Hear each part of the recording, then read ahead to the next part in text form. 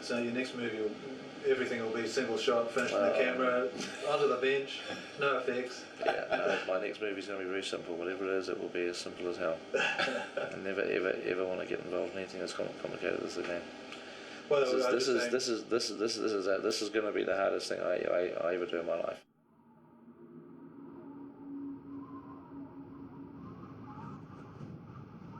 So here we are on the first anniversary of the beginning of filming, 1 year ago today, in the heat of Mount Victoria, and here we are at Deer Park Heights, Queenstown, and as a special treat for the crew who've been so wonderful for this first year, we've bought a new snow machine. We're just testing it at the moment. It's quite amazing. It can actually cover several miles, and just one little machine just blasts the snow out, so it's quite effective. But anyway, we'll turn it off and get back to shooting. Thank you. Turn that snow machine off, everybody, now, please. Come on, back to work. Back to work, come on.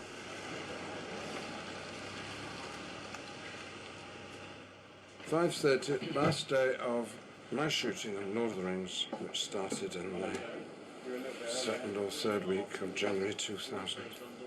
3.5 years ago exactly. And we're in Wellington, capital of New Zealand. It's on the south of the North Island, when the winds can blow. And we came in yesterday thinking it was the last day. Put the makeup on and then was sent home. Same thing may happen today, depending on the weather. I just wanted to let you know that the weather is looking to clear up. And what we may do is go into A stage, start with your shot there, and then move outside once the weather starts to clear away.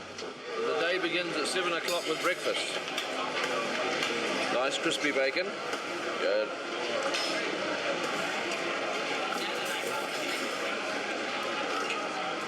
I usually find if I eat a decent breakfast, I don't actually eat anything else all day. It's a very important meal.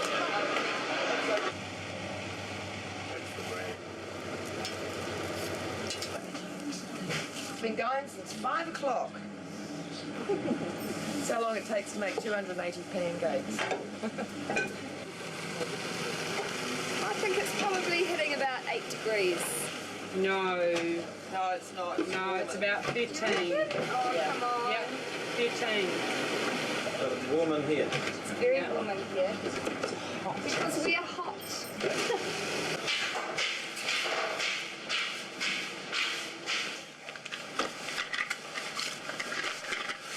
Got my 3D camera and a spare roll of film, so I'm all equipped for the day.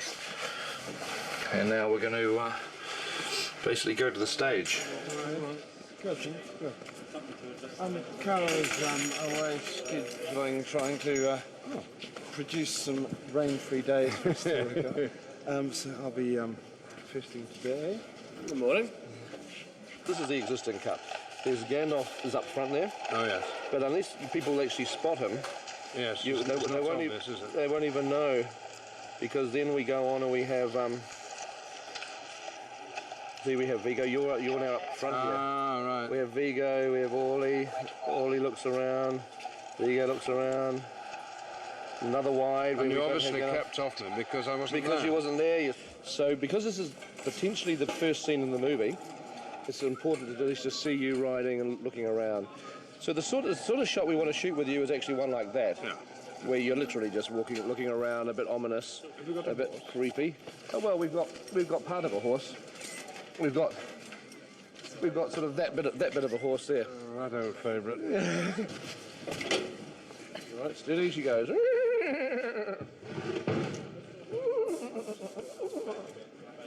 Right, steady.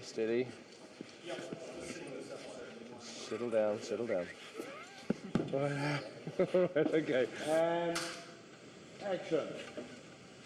The whole trick of film acting is, despite this having to get up early, wait, and we're told to come and then told not to, is when the moment comes and the camera turns to be there, in the character, in the feeling, in the mood, precisely.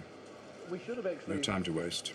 We should have actually got this thing powered with its own internal engine, and then you could have had a little steering wheel and you just driven it around yourself, couldn't you? It's going to be quite good. I wouldn't put it past you to have one next time you come here.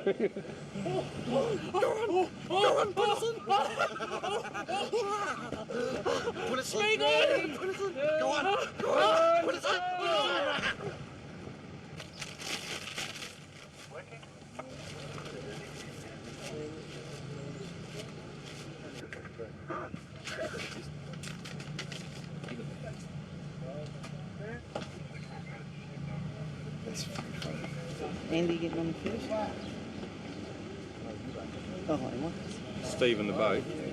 We've got a couple of weights down the bottom with a carabiner on them, which we're running a wire through, which comes down and goes to my men over there. And on the count of 3, 2, 1, pull, they'll give them a large pull, enough to pull them into the water.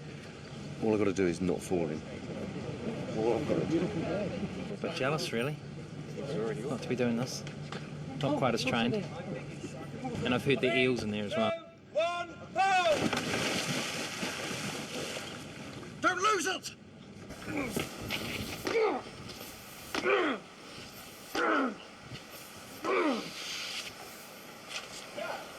I got him. No. Plenty of blood. Oh, that's right. He's going to go down till his feet are covered with water, and then it'll be a cut, and we'll start bringing them back up. When our red marker comes up, then we'll just, time to bring them up. In case the wheel jams or we have any problems at all, we've got a crane standing by to lift the wheel out. We've got an emergency rescue diver as well in the water, ready to go, and the stuntman's got about a 10-minute air supply of his own. Also, we have paramedics standing by and all the good stuff.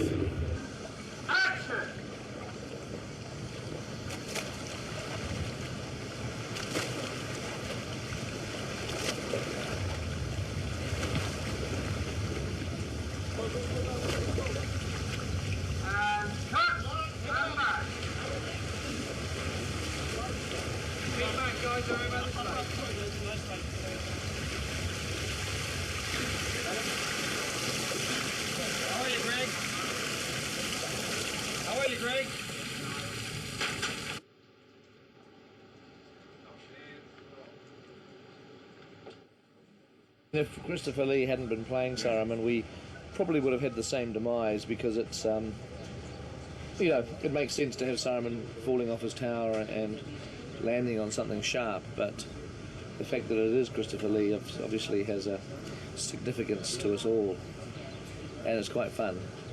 I bet he thought that he'd hit his last stake through the heart, but he was wrong.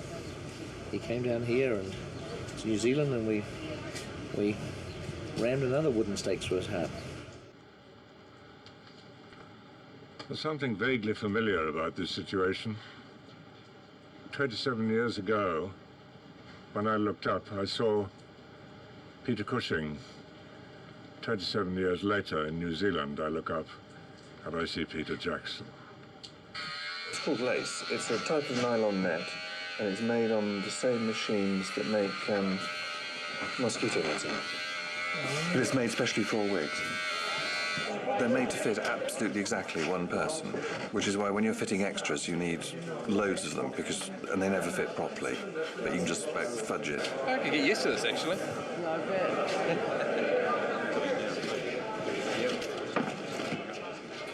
So it's 3 dimensions.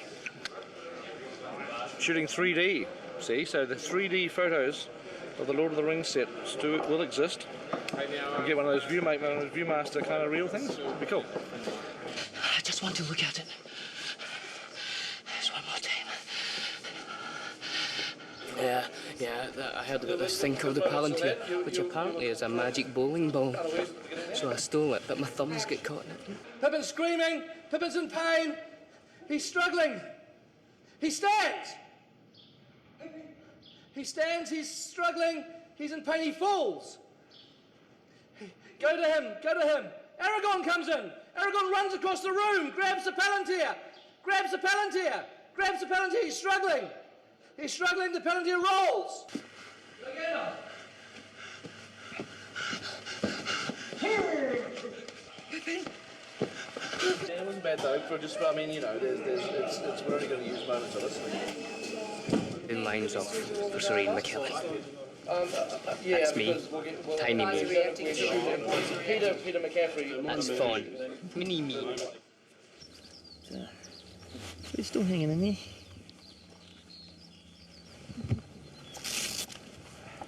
Got him hobbled there. He can't spread his legs out. You got him hobbled. So the leg straps on. What? You dummy. That's my lifeline. That's Yeah. the speed control, but sometimes it don't work. No, sometimes it definitely don't work. As you could well find out in the next shot.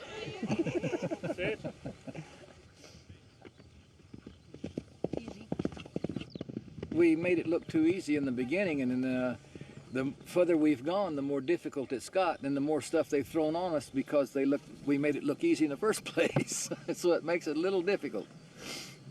It's not as easy as it looks, and it is a lot more dangerous than it looks.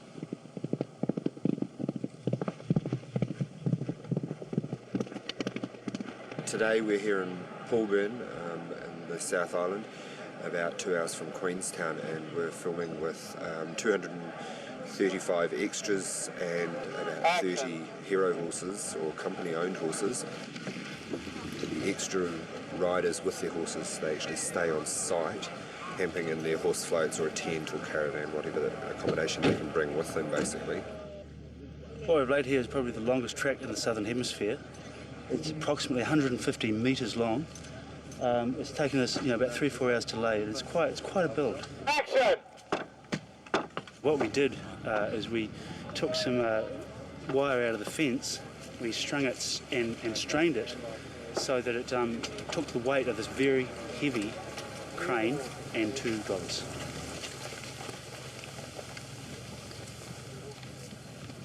I think we've done pretty well.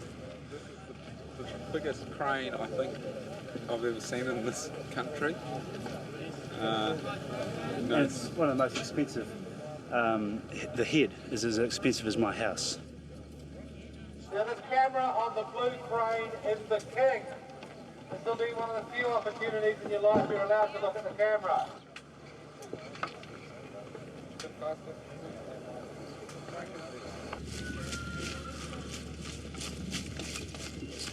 Highly sophisticated transport mode. Very, very big budget mechanical device. Oh. So have you found my film, Brian? I was just going to review with you and see No, if but we've got my some lost water film. polo. Oh, your stuff, I've heard about it, yeah. The lost footage. Everybody's got lost footage. Yeah. And that was like the whole entire Helm's Deep in 3D, wasn't it? Somebody cleared the table and thought it was rubbish and it got thrown away. She's fighting and they're coming at them, and behind them horses should be close in and wheeling and hacking, and it should just be kind of mayhem.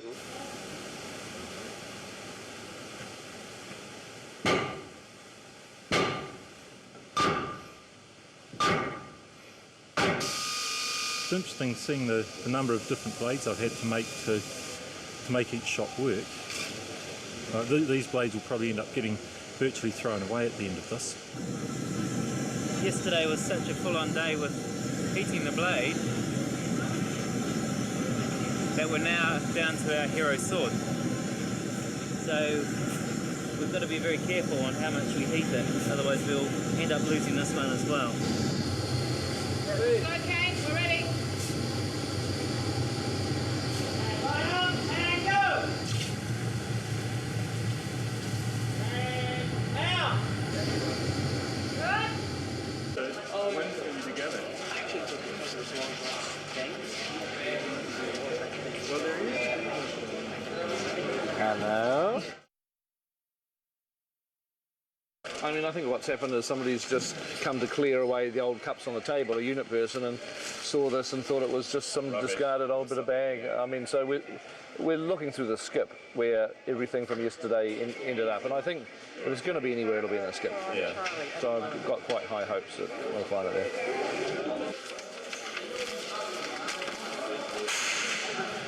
The thing about the basic hero shot would be head in the foreground and then just behind. Looking back, and we might be closing on the head.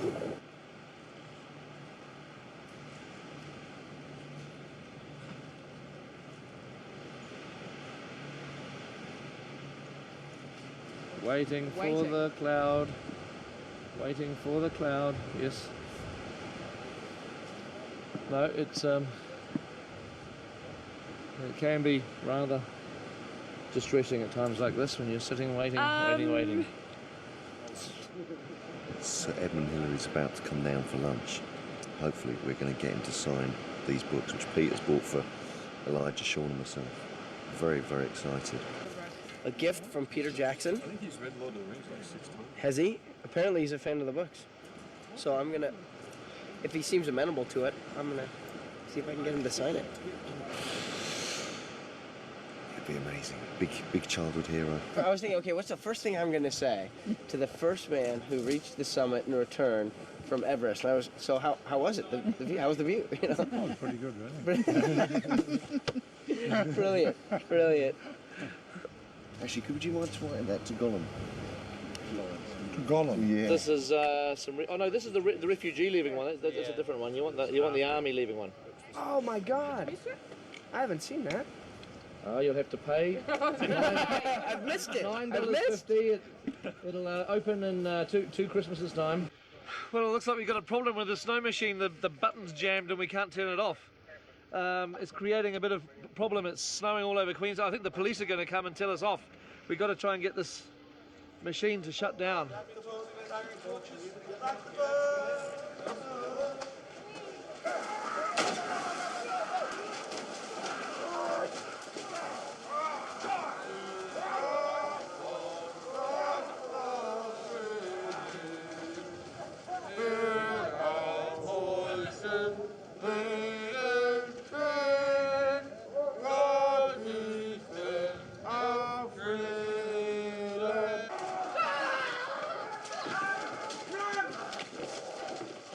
Cut that.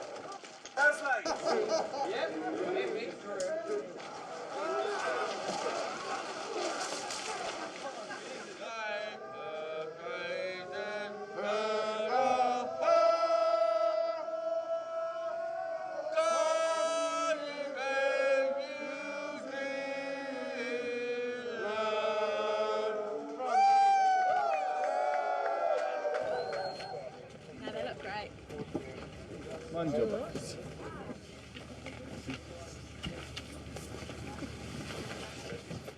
Breathe! Breathe!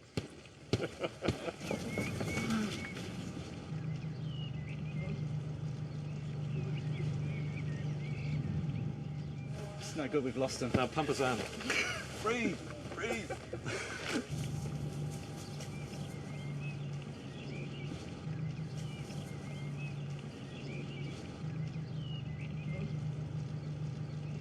Really, it's not too bad. It's a possibility we should think about for the Dimholt Road. The place that's exactly like this, but 10 times better, is the old Punakaiki Pinnacles.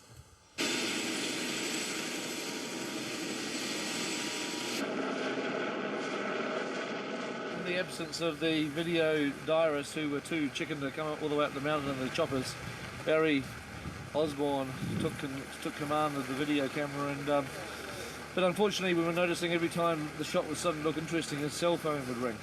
So it was like he was continuously filming and then answering his phone, sort of filming and answering his phone. So you probably only got 2 or 3 seconds of usable material in between phone calls. Is that what happened? That's all it takes you is 2 or 3 seconds of great material. There's always a certain amount of danger involved with moving people about with helicopters and things, especially into rugged areas like this where we've had to make our own landing pads and things like that, moving a lot of people. The rock formation here is quite loose, and there's a chance of us having rocks falling down. Medic! Further up the valley, where the rocks are a lot closer, we have the whole crew wearing hard hats as a precaution against rocks coming down from above.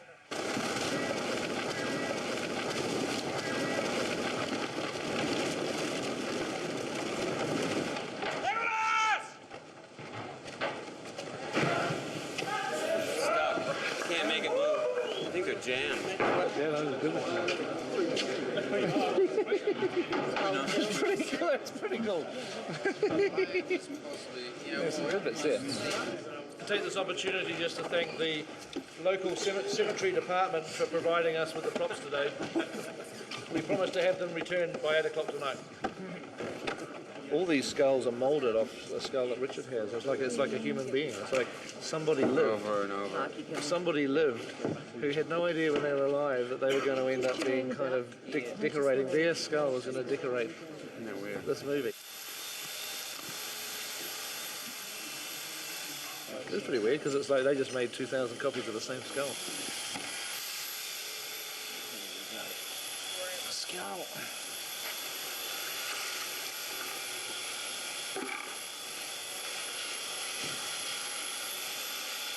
Another one.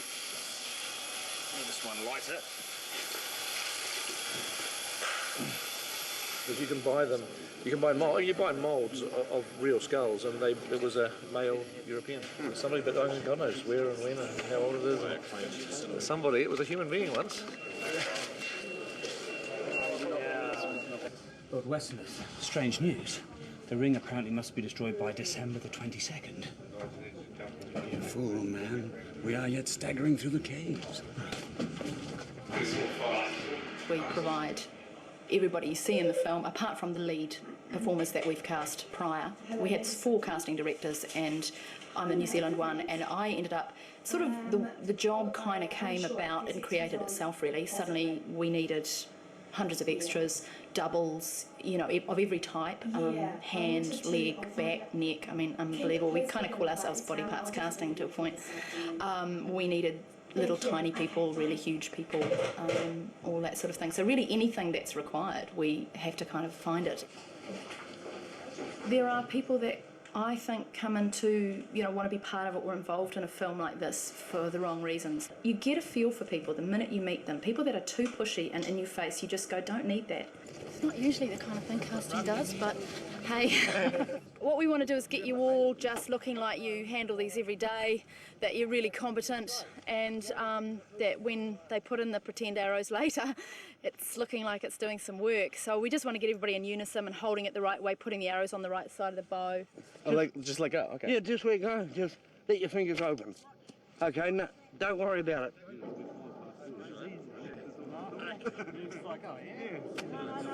Good. Pull back. Open your fingers, keep pulling. Now that was great. That's great. Do you want to join our club? Okay. Whoa! Loose!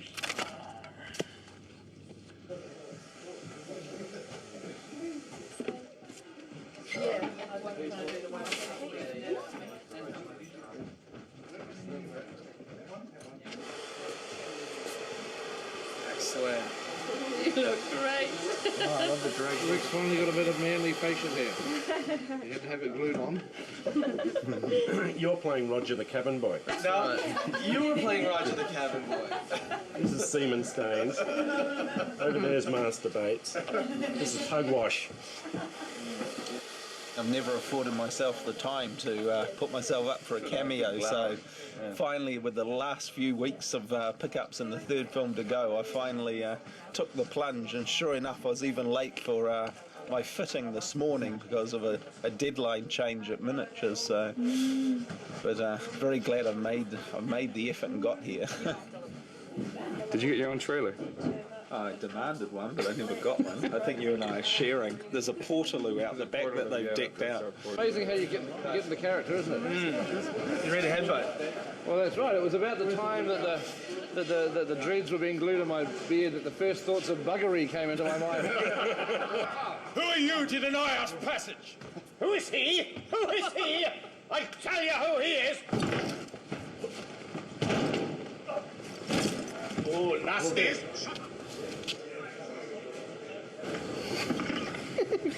Oh, look at that. Bloody brilliant. That appears to be turning a bit too quick.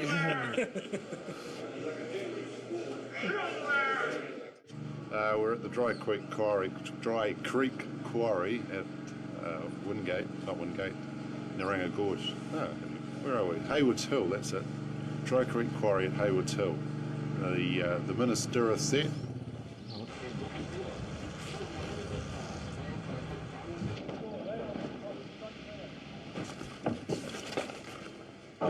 actually half read the book. I sort of got sick of it halfway through. Didn't dig it that much, you know. But definitely enjoying doing this sort of stuff and being part of it. It's fantastic. It's a lifetime opportunity.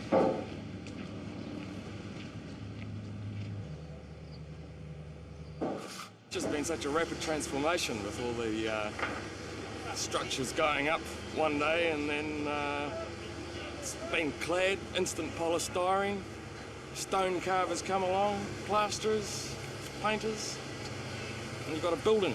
The next day you've got a city. You know, we're a lot quicker now. The carvers, the sculptors, we were tiny tots when we started. We'd never really done it before, so now they're a whole department of their own and they just go psh. And action!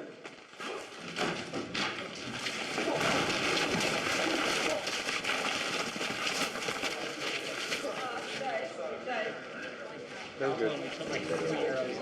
It's fine. Got a helmet. Well, it's a plastic helmet, old boy. I mean, it's not legally a legal safety tested thing, is it? It's made of plastic.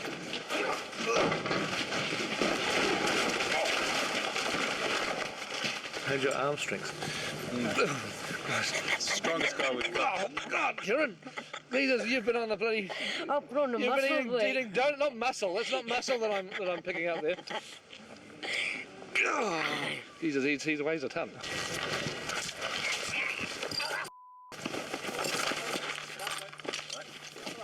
Good job, you got some armour on there.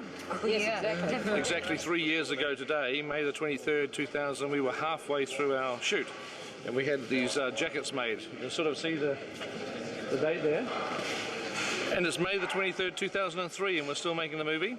And we've had to celebrate the day, we've asked all the crew to wear these, but I see that not many people have, so there's obviously quite a few of them on eBay. We're going to start rehearsing now. Basil needs to walk through this a couple of times on the horse. Now he will be walking only, but the rest of you guys should be doing what you're going to do, so that Basil and the horse can get used to it. Axial pose.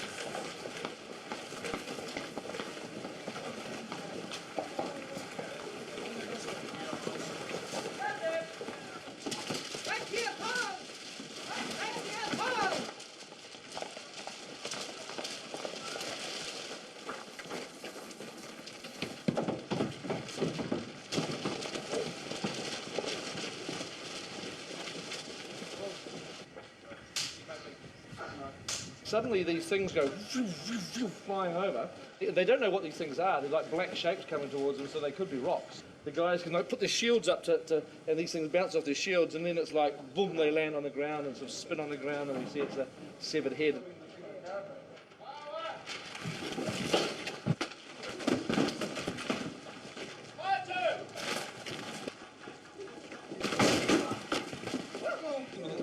Through the horse. Background action at the beginning for the extras. Just so they look interested and busy and like they might care about Middle Earth.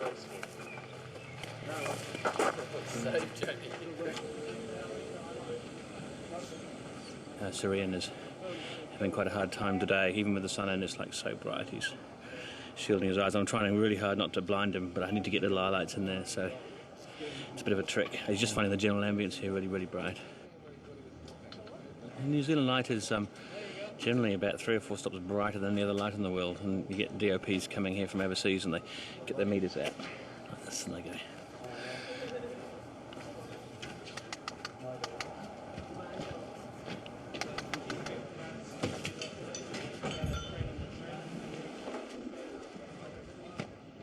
What we're doing here is just going to blow these the parapet once the wall comes down. And what we've done is we've widened deck cord with a couple of little charges in it. The pillars have already been pre-cut, so when the drawbridge drops down and hits the top, we'll blow it. We're just tidying up these spikes. Just when these things explode, there's going to be a bit of block and thing flying around the place. So we're just minimising the amount of projectiles that can come out of the block.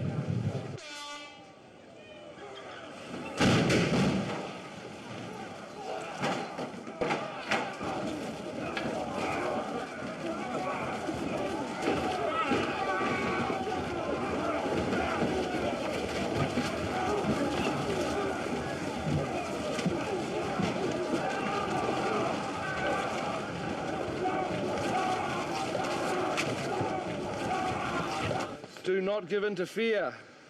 Do not give in to fear. Terror is their weapon. Terror is their weapon. Fight, stand your ground, fight. Fight, stand your ground, fight. Would you like cue cards, Ed? We can write you up a little section. Well, perhaps we could write the lines on the helmets of the soldiers, and so as you look at each one, you can sort of see This is how real filmmaking, professional filmmaking goes. The director writes the words, or his wife writes the words. The director gives me the words. Nobody else has got them. I now give them to the script supervisor, who should have had the words days ago. Right, here are the words. Not the towers, exclamation mark. Aim at the trolls. So not at the towers, at the trolls. If you kill the trolls, the towers can't move, see? And you're wasting your hours fighting at the towers. Let's go on. We just one more of those and then we'll change our camera angle. So Ian never needs these again. No, well, actually, Andrew rewrote them. And Andrew's rewritten me. Yeah, He put stand to your post, which is the correct line. Fight. Fight, yeah. Yeah, but no, I might keep this. Okay. Hey, John. As a memento. Stand to your posts. Somehow or other. Stand to your tenor! No! Stand to your post! Oh dear. Brian, is there anything we can do about the snow machine, mate? Well, I suppose we can shut the Jenny down, see what that does. Okay, can we kill the Jenny? Yeah, Can we get okay. that word out, please? This is creating huge problems for us. And Brian has got to sort it out. Go, Brian, go. These are not the easiest things to wear. It's quite a technical process getting in, and also, of course, you have to wear the obligatory matching underpants. New technology has arrived.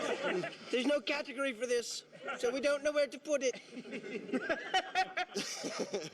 I am free! We're going to attempt to do motion capture of Gollum at the same time as we're shooting with the actors, and so it just means that as Andy is performing with Elijah and Sean, all of his movements that he's making are actually being recorded by a computer, which will subsequently provide a lot of useful information for the animation of Gollum.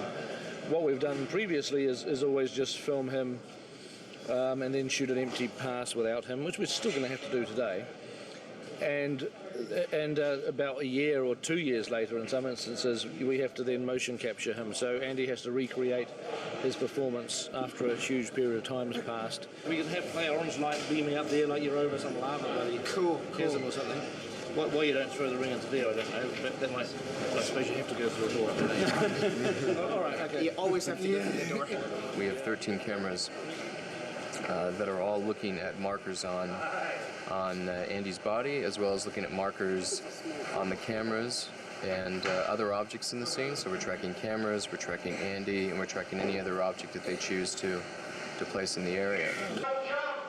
Before today, we had to have an absolutely clean environment, which means that we wouldn't even allow someone to walk in with a plastic water bottle because it was reflective. It would show up as a marker. And in this case, we have people walking around with lights, water bottles, smoke in the air. It's an environment that, in the world of motion capture, most groups would consider impossible to capture. And ooh, that's a beauty. Yeah. It's working. Yeah. Yeah. Did it first reference. Didn't it? You saw the dots? Yeah, dots in the camera and everything. So it could be. You can go to Fiji now and Yeah. Man, means I lose thousands of dollars of wages, man. No, we'll still need you. All right. Of course, in the motion capture stage, I then swapped to Speed Skater Blue Lycra. All the acting decisions have really come from my performance. All the psychological, all the moments, all the kind of the humorous moments, and turning the character on his head and becoming nasty, and then becoming, quite sad or whatever. They're driven by what I do. My process! My process!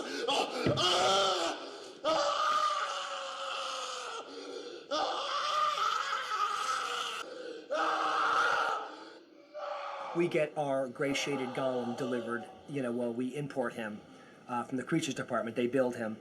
So when we get him, he is just a standard Gollum looking just like this. So then we get him, and we get him into Andy's pose, get the shoulders up, and get everything all ready, and we start at frame 1. And from there we start building, and then we go to frame 2 or 3 whenever Andy's making a gesture change, and we animate that character to what Andy's doing, whatever he's doing. You can see how the dialogue is broken down, and in this scene you can see where he's saying up, up, up, up. This is Smeagol finally getting it in his head that they'll lead, Sam and Frodo up the windy stair to Shelob, so Gollum can get the ring. So this has been broken down by editorial. They know where the U comes in and then where the P comes in. So in between these frames here, I know that I need to close his mouth for the hard P shape. What we have here is this is Andy Serkis's performance, and the footage that we get is this angle, a close-up, a side view, and like a medium long shot. If we hadn't had Andy's performance, not only in motion capture, but in all these great reference shots, it would be more difficult in that it would just take a lot longer to nail down who these characters are, because everyone has their own interpretation. We've all tried to read the books. So we look at this and we animate, and then we come up with this. To the rounding star. Now I've exaggerated the shoulders at the end to make him look, like he's a little young, like a little young boy getting all excited. See, Andy doesn't do that much. When you're making a character, you're making acting choices, and it's really cool because you're kind of the director and the actor at the same time. Because you have to not only feel it, but you have to be able to look at your own work and go, what's working and what's not working, and kind of keep manipulating it to get it to ultimately work. You can see that we reference him very heavily and get his performance. Then we get the skinned lit version with hair. To the rounding star. So there you have, pretty much the progression of a shot here at Weta. At the end of the day, it's Peter has to see the shot to say it's done, but there's a few other people just before that have to say, okay, it's time to show it to Peter. This is our best effort. This is what he's asking for. Getting the work shown to those few people in a timely fashion. Yep, well, it's good. I think it's a little late, and I think it's a little subtle. Maybe it starts with the eyes, and then it goes into a little bit of mouth stuff. It's like, take it as mine, so it actually, because he is going into that reach. I mean, he's Smeagol rather than Gollum here, isn't he? So he's fighting the Gollum part, yeah. He's fighting the Gollum part, and Smeagol. And there's a little bit of excitement coming in, yeah. And I thought, oh God, I'd love to play this character just in prosthetics, or find a way of doing it, lose weight as much as I could, and But Pete was very, very right to go that way. I mean, there was absolutely no doubt actually seeing, obviously, once it's finally manifested itself. But I think why it works and why people also connect with it is because there's this extreme-looking creature which you don't want to like and who looks alien, but actually he does have these human qualities, and it's the tension between that which actually gives him a greater human truth. We must get the precious. We must get it back.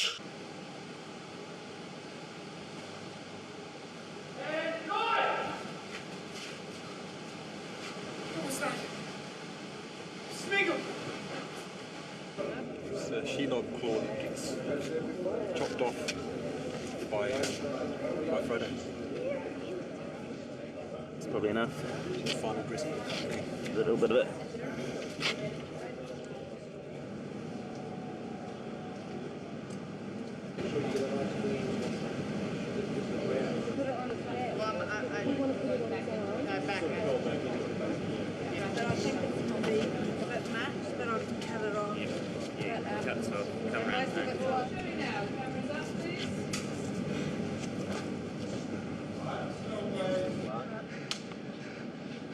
Set. Set.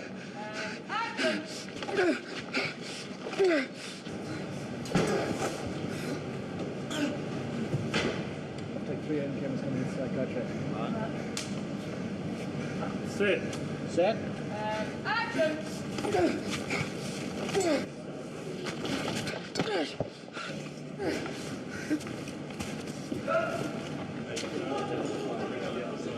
Right round.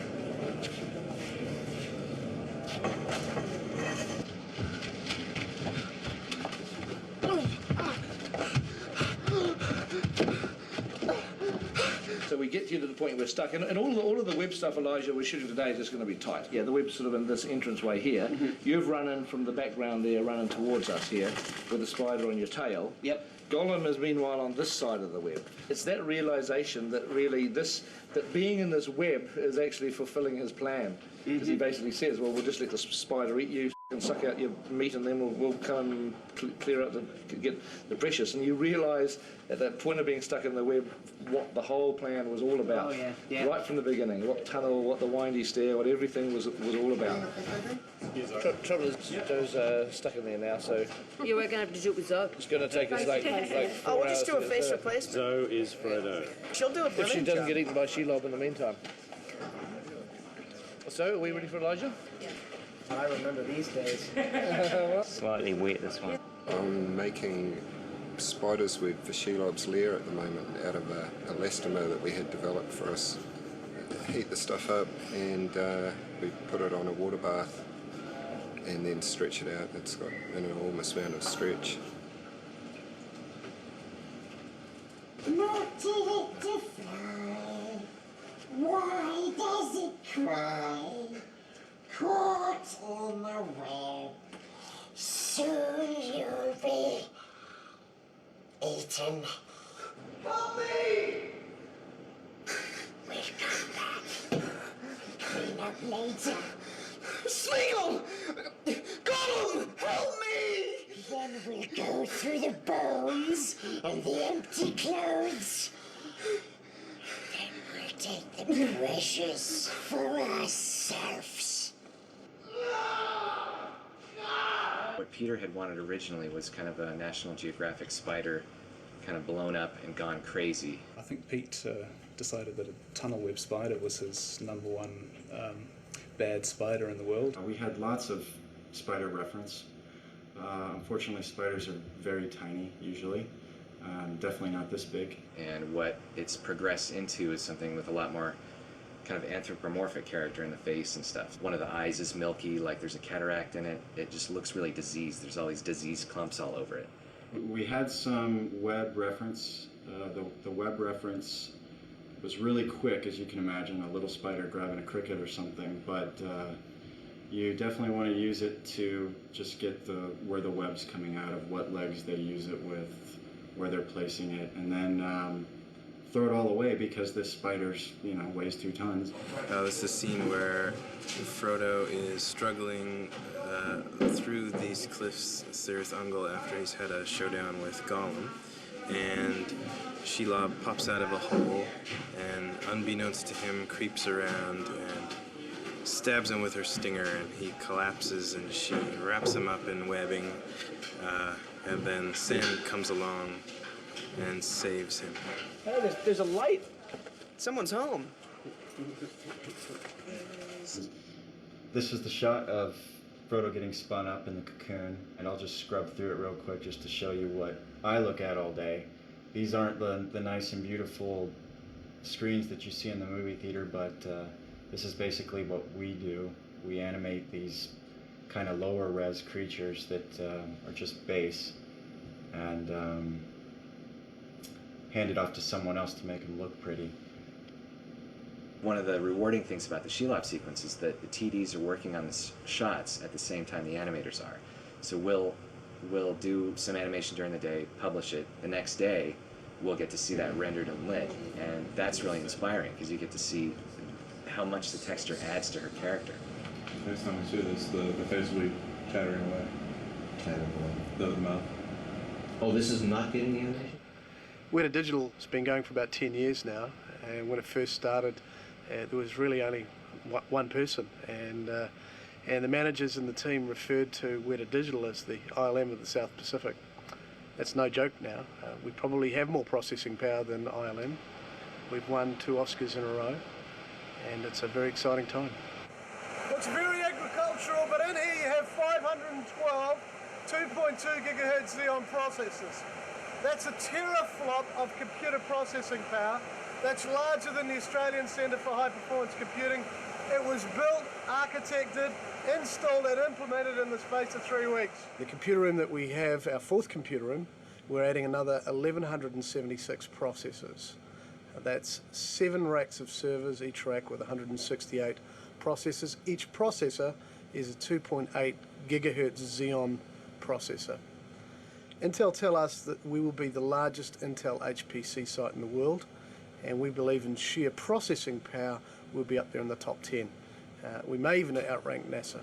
These basically take the film, run it through the gate here, and capture an image at what's called 2K, which is the working resolution for The Lord of the Rings. That's a big enough image for us to work on, shoot back out the film, and no one really tell that it's come through a digital process. We scan every single frame, and that's not just every single frame of drama, that's every single element for effect shots, which could be in some cases up to 50 layers when there's miniatures involved.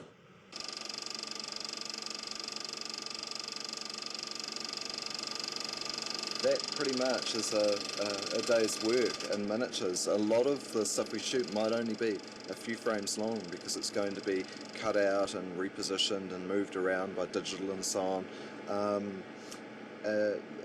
We always get a few comments about the extremely short rolls that we shoot. We might spend, a whole day shooting 1,000 frames. We colour grade the film. We have various skill sets here. The first thing is to just evolve looks and design how the film actually looks. The Lavenders of Lothlorien through to the battle looks, and we really just design how the film looks. We can modify the whole image. We can change the color basically of the whole image. On the other hand, we can rotoscope certain parts in the image and therefore change only that part. We don't cut the negative anymore. Until now you've actually physically cut the neg. Now we don't need to do that, and this becomes really like a image bank for the film. These are the ARRI laser film recorders, which do the opposite of the scanners. That is, they take a digital image and send it back to film.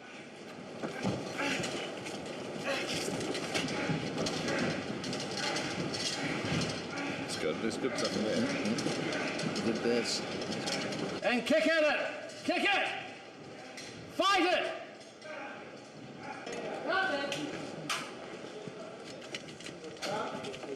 It is a super blue guy moment, and it has arrived. The time has arrived. Emma, super blue guy moment.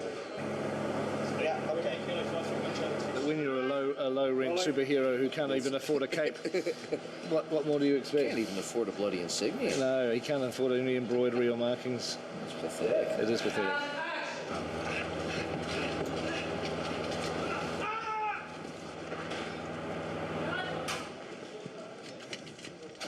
It's bloody hard. It's a stocking. You make stockings out of these. It's like the world's largest condom, ribbed for her pleasure. If it gets in my eyes again, I'm gonna have to hate it. Yeah. Yeah. I understand. I'll wake up from my little reverie and smack your. Hey, Shelob's thing wasn't as bad as I thought it was gonna be. Yeah. The thing that's hard is that it's a close up of the hands too, so it's like, and I just went up into Shelob's guts. You did, didn't you? Yeah. Oh, it's that stuff. I don't mind about that stuff. It's just the dirt. You had like dirt on your hands, like dust and stuff. Yeah. So you got something on your fingers? You know what it is? It's because I put my hands down when I'm adjusting my. That's what it is. Don't put your hands down. So you put a little bit of this Shelob gum right in his eyeballs, and he goes from young blue eyes to young green eyes. I turn Irish all of a sudden.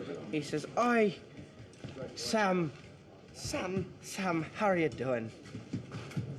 What are you doing to me, Sam?"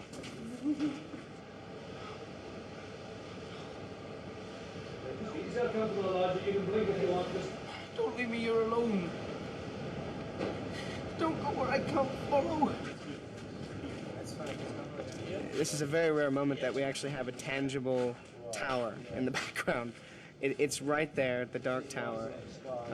So this is kind of a special, this is a special moment. Because normally we have like a sketch that we look at. That's literally just a sketch that'll give us a basic idea of what the thing looks like. And now we don't have to use our imagination because there it is. It's lovely. We will need to shoot another bit of Elijah in this thing, but won't be for an hour or two. Or after lunch, Cool. we should probably de-rig you, shouldn't we? Sean, just take that look first again, sir.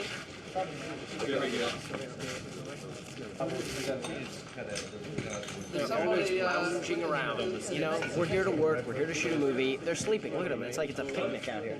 But you can figure out if you look at what size they are here, like they're about 4 foot wide here. So if you say those ones up there are 4 foot wide. Bit of excitement, makes it all sort of gets the adrenaline rush happening. Once you see yourself in the mirror, suddenly you feel transformed and hopefully a character takes place. We better go and pick him. You start to think, wouldn't like to meet him in a dark alley, and suddenly you realise it's yourself you wouldn't like to meet in a dark alley. You can hold up the shirt, don't hold it up too obviously, but let us see a little bit of this collar part of it, you know. Could we have a hard hat? Hugh Hefner's bed. Well, he's straddling the hole. Lands is straddling the hole. Landy's going to stomp on him and force him straight down on the mat.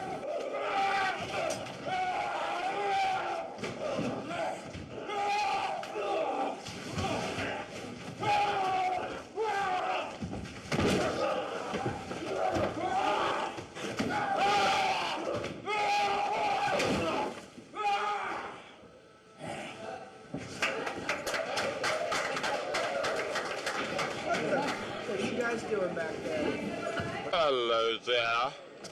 Just another day at the office, really. Do you want a kiss? Yes, little smoochie? Yeah? You want some? Yeah? Yes, really?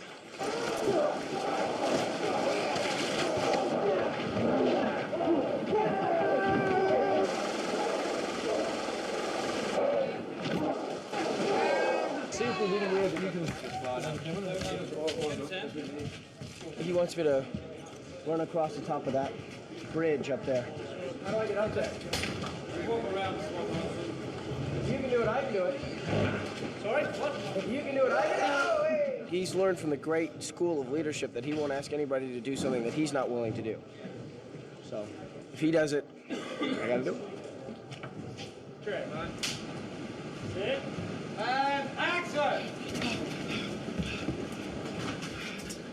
This is my favorite set. I think this is the coolest set. I love the stairs. It reminds me of those great old Hollywood movies, you know, Errol Flynn and swashbuckling stuff and coming up the stairs and Three Musketeers. I love it.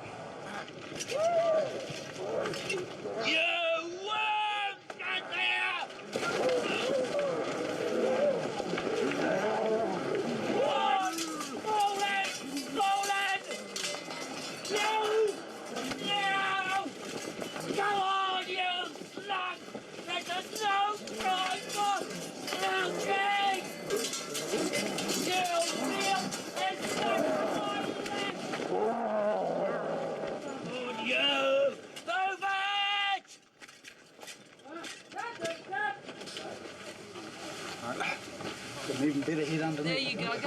One of the things that's a bit weird is the scale of the hobbits. Now, orcs are not huge, so I'm not so worried about that, but when Elijah stands up, he's standing up on this bank here, and he looks really enormous. So I feel like Miss Gulliver after a while. This model is for the wide shot of Minas Tirith, and it's to be used in conjunction with large 12th and 8th scale sections, which will be tied in with specific parts of the action.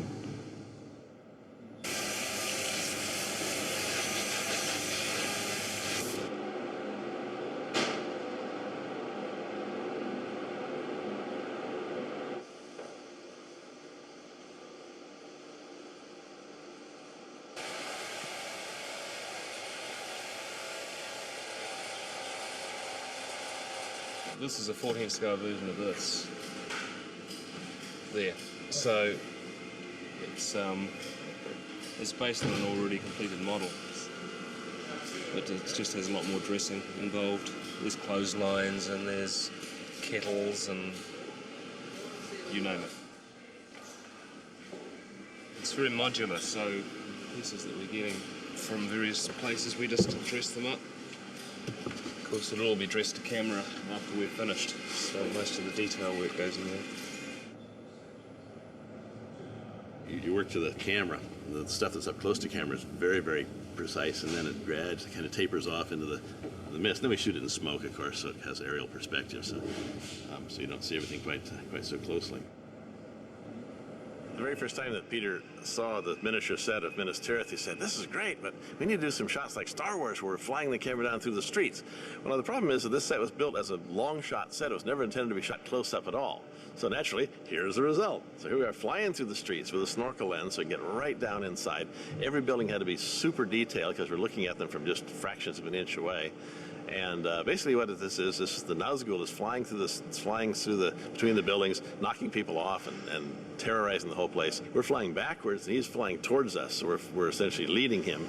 Same kind of path. So in fact, and exactly as Peter has used it, he's cut from one to the other. Plus there's intercut shots of the terrorized people running around and ducking for cover and so forth. Amazing. Those are not real soldiers, are they? They are? Well, we just fortunately we found some real Nazgul. No. We're just lucky. We're lucky that New Zealand is the only country in the world that has real Nazgul. Were those actors playing the soldiers, or were those computerized? Well, some are real and some aren't. Good. Why don't I zap them?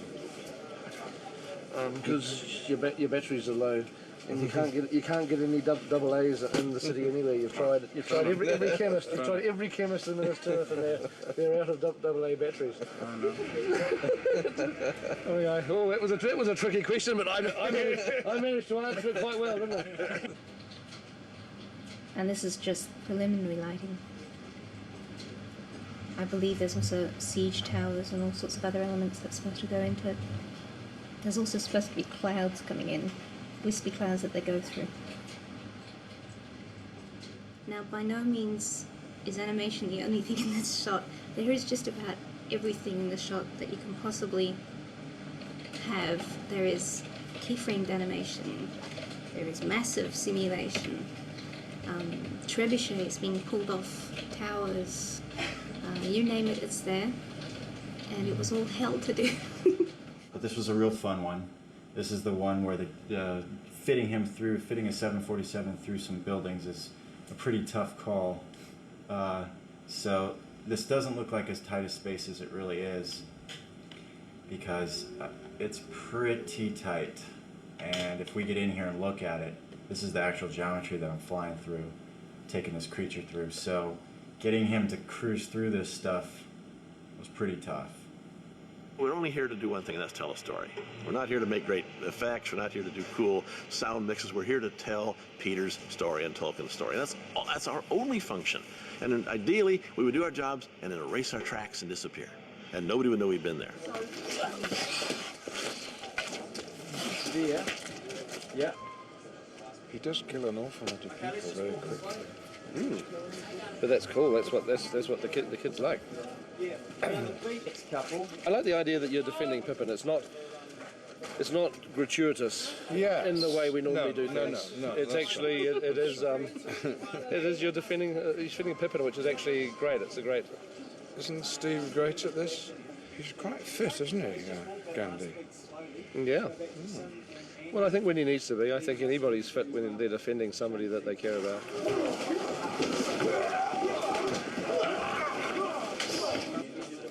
Matrix. Excuse me. So, Moo, what Ian was suggesting is to sell the moment between you two at the end. Yep. That basically you come and get stabbed, right? Yep. And then at that point you make a dreadful roar. You hear the noise. You hear him, and you turn. You're tired, but you turn. You're going to attack him, and at that point you just fall. Because the timing's quite important, because you've got to go to attack and you fall down dead, and before you see the Hobbit, you sort of. You don't quite know. You just stare at him and you look at your weapons. It's like, what the hell happened? And action!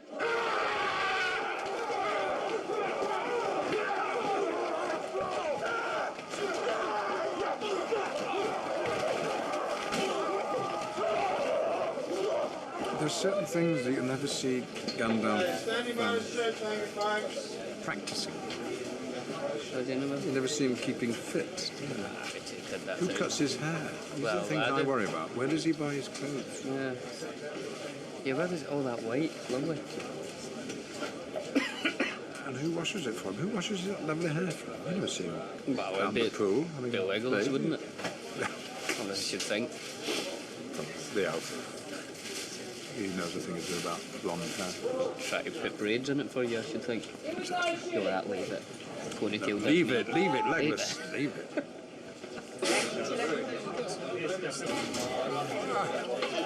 It was great. Good stuff. This last take. Everything went all through. Yeah. Don't take the 10, guys. I'm here. Just remind everybody. Nice wet. If you were to pull your sword out and be shouting to soldiers around here, and you're looking out towards the towers over here, they're not right here. They're more over there. Stand to your posts, prepare to fight. You know, if you were to stand to your post, prepare to fight, and then you turn, and if you saw Pippin and you stepped up to that mark, so it actually gave you that step forward. Once you see him, I thought would look quite good. Around this time of day, about 3 in the afternoon, Ian always has a nice warm cup of tea. Today, I stole it. And I've eaten his biscuits. That's very good. No, it is very good. It is very good. It would just be nice just to get another little one for luck. Let's just do one more for luck. Just do one more for luck. Should we just do one more for luck? Should we just do one more for luck? One more would be good. Let's just do one more. We'll just do one more for luck. Nice. That was nice. Should we do one more for luck? Just do one more, guys, if we could. Let's just do one more for luck then. Let's just do another one. We're getting into the swing of it. Let's do one more of those, just for luck. Should we do one more for luck? That was good. Don't yell cut until you hear me yell cut. And cut. Cut. That wasn't bad. Get over. Back up. Back. Come here. Right. I've spent the whole day on the horse today, Shadowfax. First he was rearing up quite a lot, but once he felt my manhood, as it were, he settled down. This is him here. Hey, let's be serious. Is this serious? This is making a movie here. 3, 2, 1, action. Hold yourself back there.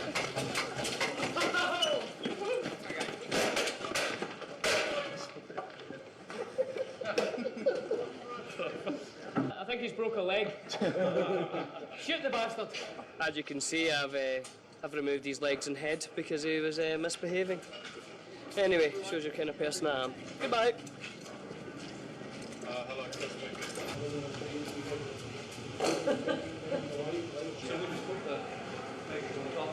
And we just have a close-up of Faramir being rested on some wood. His body kind of being up and down. Burn, like the heathen kings of old.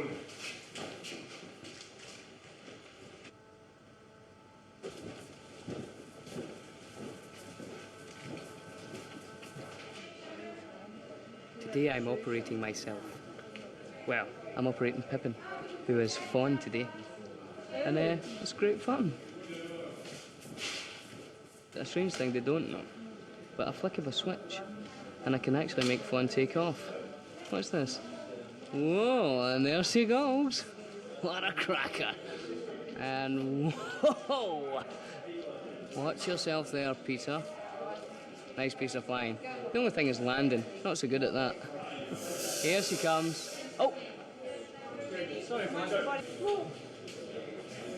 Did you notice the Fawn's face moving there?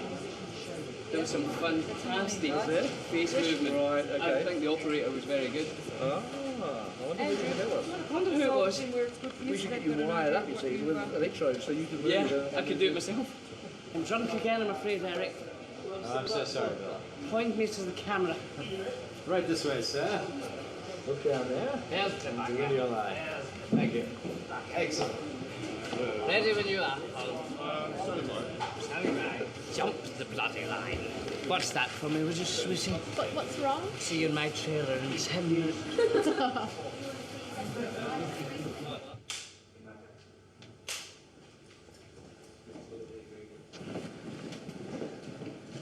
still alive.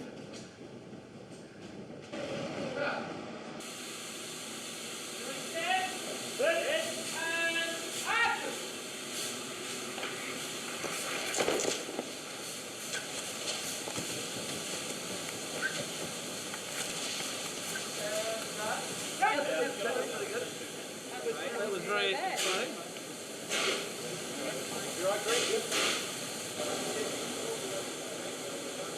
Please, no applause or anything like that until we have physically taken the hood off of Rodney and determined that he's okay, and no talking either.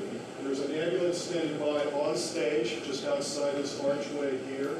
The unlikely event that anything did go wrong, it would be brought to the ambulance. They would start immediate treatment on him. An airvac helicopter is on standby and transport him to a burn center if necessary.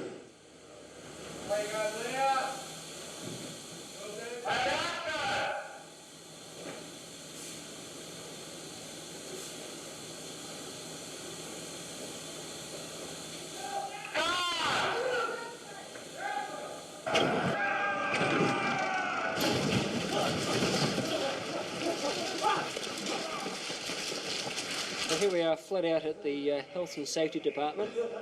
I'm in a very good watching position to watch these flaming balls come flying in towards my direction. So, and I've got CO2 here just in case.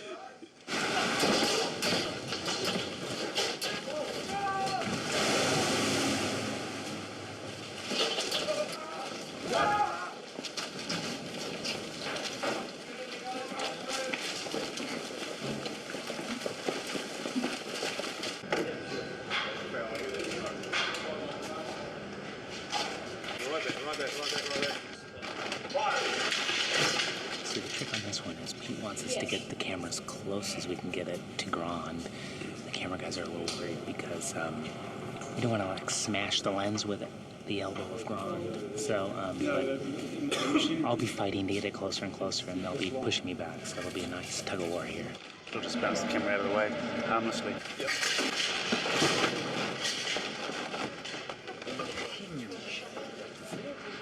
All the pieces have codes on them, so we can match the appropriate pieces back together again.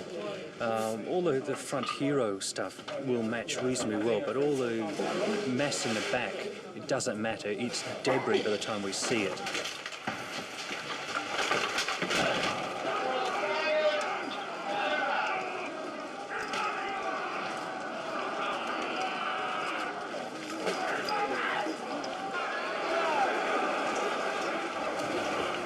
Scouts report Minutes turret is surrounded. The low level is in flames. Everywhere the legions of the enemy advance. What is it about white and grey horses that they need? What is it? Every white and grey horse in this film needs a buddy. They're neurotic animals. They're like the worst possible film star who has an entourage going around with them and they can't function without them. Please. Start your line at the bottom of the hill, Carl, just when you're going through the swamp here. Scouts report Minutes turret is surrounded. The low level is in flames. Everywhere the enemy advance. Instead of looking like that, just kind of look at it.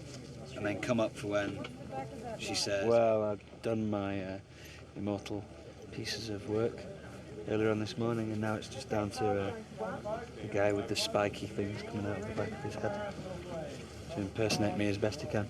Looks like me, doesn't he? It's hard to kind of work out if they do look like you, because I think Billy's looks really like him, and Elijah's and Sean Astin's, but I can't. Excuse me, I can't see me. But Billy's the same. Billy can't see that he looks just like his mask. So I'm sure it probably does look like me, but it's quite scary to see all your kind of bad things about your face right in front of you.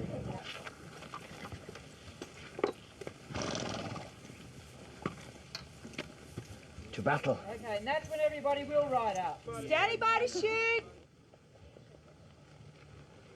Scouts report Minutes turret is surrounded. The low level is in flames. Everywhere legions of the enemy advance. We will ride through the night.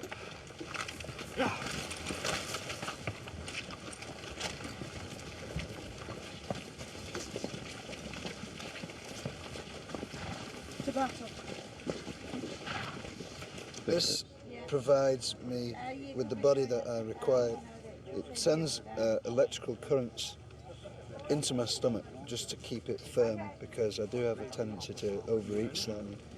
So 3,000 volts of electricity every 7.5 minutes, and by the end of the day I look like Bruce Lee. It's fantastic. Sat in a meeting 3.5 years ago with Peter Jackson, and he talked at length about the cavalry charge of the Rohan across the Pelennor fields attacking the Orcs as they sieged Minas Tirith, and the words that he described are now being lived out behind me here and at Twizel on location in this incredible countryside. Exactly the vision that he delivered to us on that day has come to fruition, as 250 horses in full Rohan armour with their riders plated and shining and their spears in attack position are ready to take on the Orcs. And with the CG enhancement of a further 6,000 behind them, it's incredible that so much time can pass, but without fault, here we are seeing exactly as he described it all those years ago. One of the big spectacular scenes from the whole trilogy, really, and the final scene is going to involve 6,000 horses charging, which we will be using computer-generated horses to give us the 6,000, but here today we've got about 250 for doing what you call close-ups, although obviously 250 horses is not really a close shot. It's going to be lovely and wide, and you'll be able to fill the frame. There's been very few films probably that have ever shot horse charges with 250 horses. It does look like a lot of horses. It's a great visual sight to see rank upon rank of these Rohan riders.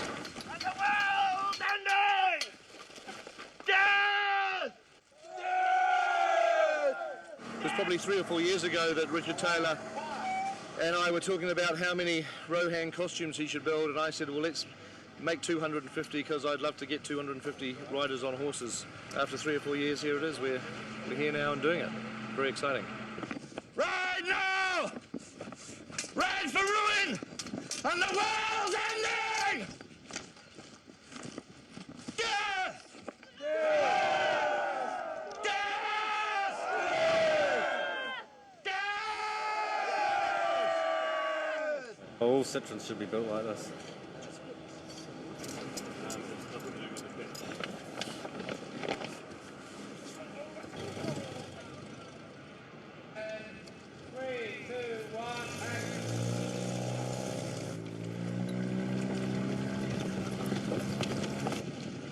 Able to go again, would like to go again. It's important that they look back. There's a monocle bearing down on them.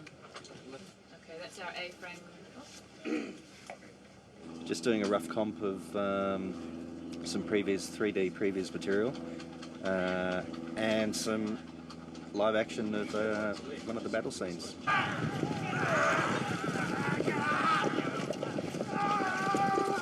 To create Pelennor Fields, we started really early on with Alan Lee, and Alan came in and we sat and actually created the 3D environment for Pelennor Fields.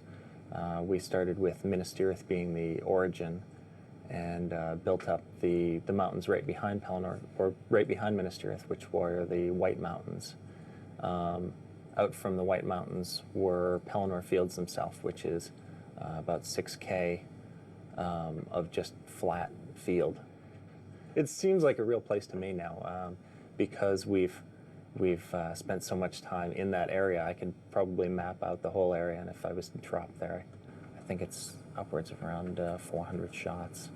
So it's a movie in itself as far as effects go. So 400 shots is as many shots as most movies have these days.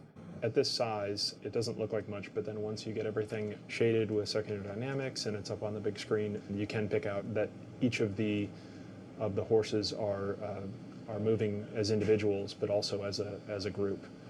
To give you a sense of scale, there are probably 10 times more massive agents in this shot than there were at Helm's Deep. Well, lift it. Ready? Look how strong we are. Poor bugger. You can't flog it. Well, you can if you want to go and flog that dead horse. You can.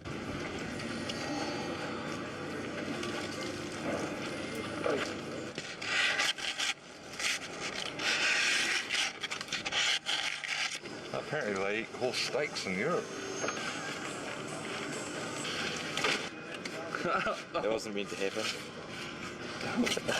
Not every horse was hurt in the making of this movie.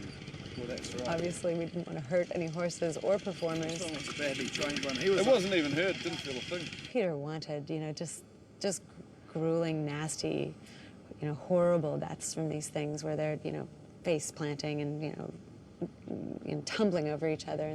This is a horse and rider actually captured at the same time and then split up into individual actions. I can show you the motion tree here for this guy is quite large. These controls a different aspect of the horse's behavior. You do get instances where maybe some of the riders are a little bit more adept at riding the horses than others, which is pretty realistic. Normally we have a performer wear a lycra suit, which we Velcro the little reflective markers on. That was a lot of lycra and a lot of suits to build, so we went to workshop and talked to Gino Acevedo and said, well, what's the strongest glue you've got? We're able to adhere the markers right into the hair of the horses, and we were able to just soak them down every night and clear them up and then back on the next day. The horses we had dictated a lot what we were able to achieve as well. Luckily we had some, a great rearing horse. We had a horse that we could put down and get back up again. We had the motion edit team work on those and fine-tune them so that contact was happening and so that orcs are getting trampled and so that the timing and the contact is actually working, because obviously we didn't really want to trample over the stunties. All of these are individual actions, and then they're transitioning between each other. So I can go to a canter, or a stop.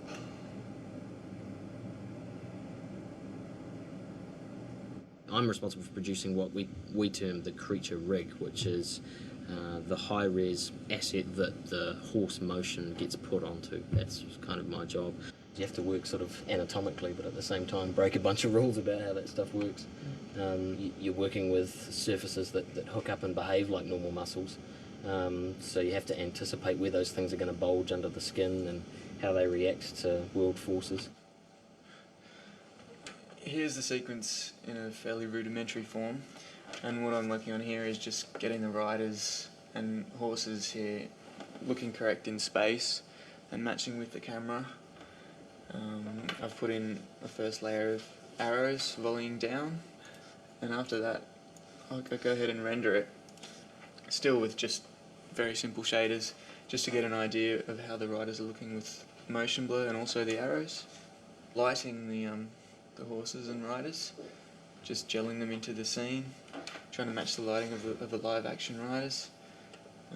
It's also good for me to reference this and see where maybe the animation could do with a bit more work. Rotoscoping is separating images from the background plate in order to layer things in behind, so it's masking. So this shot is a charge, battle charge, and there's going to be CG characters colliding. So if there were no mats, no rotoscoping, the CG characters would just overlay these horses here. So what we have to do is draw a line around every single one of these horses, and the compositor will take the plate, apply the mat, apply the CG, and then they will layer in as they're supposed to and actually fill in all the gaps. Somebody who's familiar with DG-doubles can probably tell which ones are and which ones aren't, but it's gotten to a point where it's pretty difficult now. This guy's not real, this guy isn't either, and a couple of them in the background, and the one that gets, basically all of them that get hit. So that was the major challenge with this shot, making realistic horse and rider motion when you had, big screen references of real horses and riders very close by, so you couldn't make many mistakes. It wasn't very forgiving.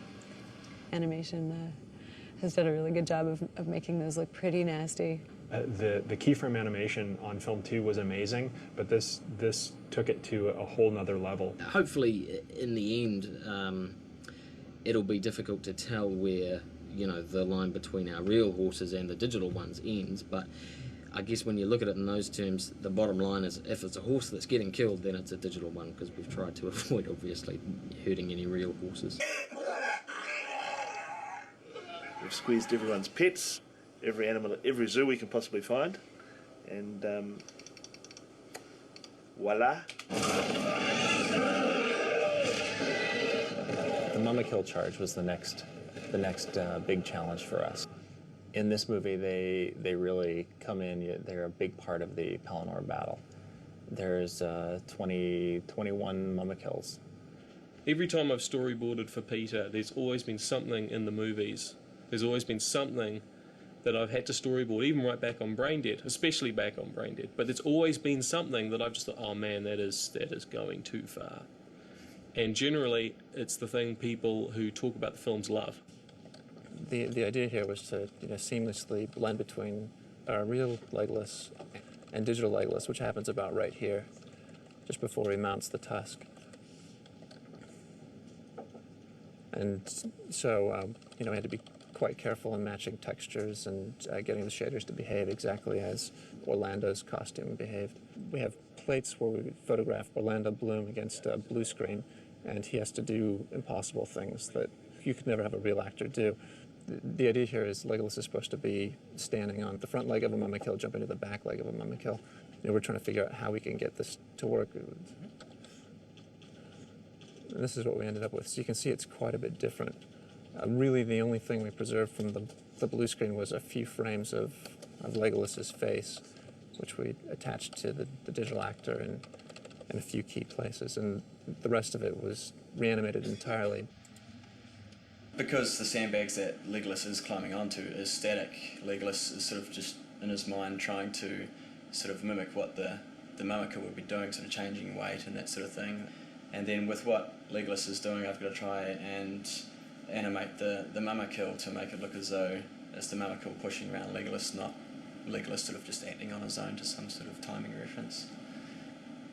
There's a few artists here that are particularly good at that sort of morphing technique. And what we've done is we've tried to match our CG Legolas as closely as we can to the physical Legolas that was photographed against the blue screen.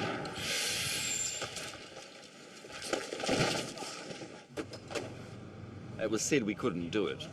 We sort of, banged it around with figures and things, and everyone said, no, it's just too difficult. Richard, being who Richard is, said, yes, of course we can do it. We can do anything. So about 6 people carved it for about 6 weeks. When I was sculpting the elephant, originally I did the maquette and sculpting with a small tool, just a fine pointed thing, and then doing the bigger one using bigger tools. Of course, different substances make a difference too, because I've been sculpting in plasticine and Sculpey.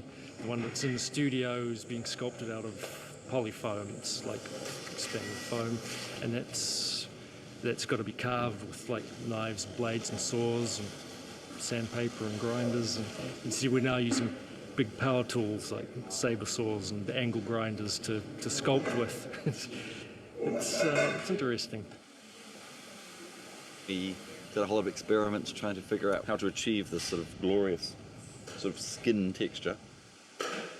Had a fairly fun session trying out all different things and spraying foam and pushing sand and then spraying foam in a very fine mist at quite a steep angle, so it built up on the sand, which has also made it very, very hard, so you can climb around on the surface even though there's a very thin layer of foam in places. You can actually climb around all over it, as we have to do. There was a lightweight steel structure, just sort of as a starting skeleton, just basically cubes of steel which are all bolted together, and it comes into 11 pieces. So we had 11 40-foot trucks which we loaded all on using cranes and stuff in Miramar at Weta, where we built it, and in convoy brought them all out here. So anyone who was in the middle of Wellington City on about 4 o'clock, so Thursday afternoon, would have looked up to see a giant ear or a giant tusk or a giant leg or 4 giant legs, so sailing past on these trucks. Apparently several people saw it. It was very funny. Lots of people going, just spending some time in the city, and an elephant went past in pieces. Found it! What? It's Where? found! Is it? Found! Whereabouts? Carl just told me it was in the script. It's on its way over. In the skip. They have found it. Yeah. Oh, thank God for that. Yay! Great. Wow, it's going to be a good day today. I can feel it. Oh, that's good. That's a relief. It's good. I just a couple of rolls of 3D film from the set that. Yeah, no, we thought it was in the skip. Found in the skip. Oh, excellent work. There you go. You seen them? You want to? Excellent work. Hey, not Mum, there was Mary and people in the mummy Someone was cleaning up his table and didn't realise it looked like garbage. Yeah. Oh, look at this one here. Look at that one there in 3D. Oh, that's cool. It'll be all right. Yeah,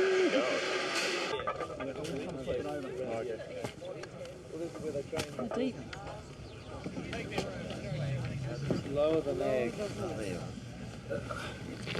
Do you want to be on the helmet lying at any particular angle, Peter? Do I land first and the horse lands on top of me? Is that the idea? Well, you and the horse are going to cartwheel, and I think at some point you separate. Yes, and you land, and the horse kind of comes out. Yeah, Okay. yeah. But jump here and then over the top of the horse, so that you shouldn't have your hand down anywhere here because her foot will be kind of. It should be running On this bit? Yeah. Because I can feel this bit. Right on me. Is that? No, that's fine. No, she'll land right there. There's two things. One is the side step, just to get out of the way of the jaws, and secondly is the motion of chopping it. Like you don't have to be chopping it the split second that you're jumping out of the way. You've got actually quite a bit of time. So really, one is just without any thought to chopping its head off. You're just jumping out of the way of the thing, and then you see its neck right in front of you exposed, and you think, right, I'm going to take this, take its head off. Yeah. Begone, Lord of Corian! Do not come between the Nazgul and his prey. Head rears back. 1, 2, and strike!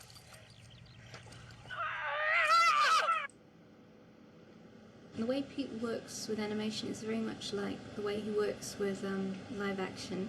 He'll enjoy having several takes to choose from, and sometimes, like in this case, it's really necessary to see the action happen a couple of different ways, so it's, you know, he's able to choose which one, if any, he likes. What I'm doing is making it a smoother, more comfortable ride for the Witch King, who, after losing his steed to some nasty woman who just deemed to cut its head off, gets off and walks towards her to give her a right bloody telling off. So, to try and ease his mood, to try and make it easier for him to wander on forward, I'm going to carpet his wander down, which hopefully should go a long way to cheering him up. After that, we might make him a nice cup of tea. And so with great pomp and ceremony, the carpet goes on. Just taking the generator that you...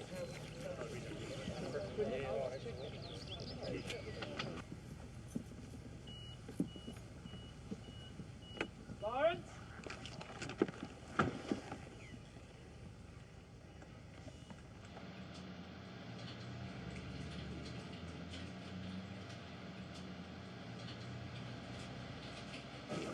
And we'll use the real ball and chain. He won't be swinging it. It'll just be a shot of him rising, holding it. Lawrence is using this stand-in stick, which we have marked up, which where we can track the actual movement of it.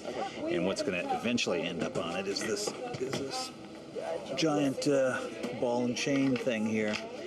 And obviously the reason that we use this instead of the original prop is because he's swinging this around, and Miranda, you know, it's obviously a safety issue. Up to lunch, folks. Yeah. Right, yeah. Half hour, so if I was you, I'd hurry along. Oh, Andrew? Yeah. He's free to just do his actions as wild as he wants, and still not worry about the safety concerns. Interesting, isn't it? Hope it doesn't fly off the end.